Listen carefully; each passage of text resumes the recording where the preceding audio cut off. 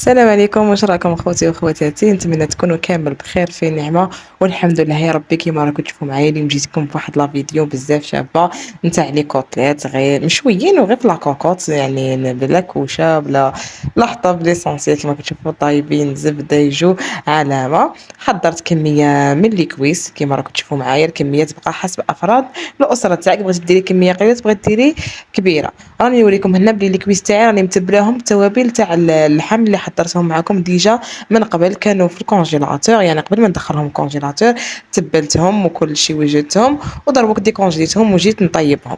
قبل ما نطيبهم خرجتهم قبل بمده، يعني تقدروا تطيبوهم هو كونجلين، ولكن كي يكونوا ديكونجيلين يطيبوا بالخف. كي راكم تشوفوا معايا لاكوكوط نتاعي راهي ناشفه تماما، استفتهم في لاكوكوط، ومن الاحسن يكونوا كامل في القاع في القاع نتاع عفوا في القاع نتاع لاكوكوط.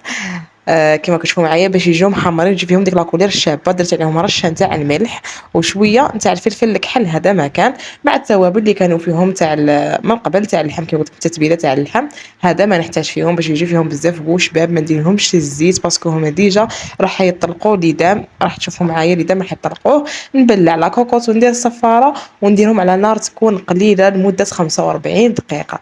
انا 45 دقيقه حليت لقيتهم واجدين باسكو الكويس تاعي راهم صغار كيما شفتوا ديكونجليين، لقيتهم طايبين.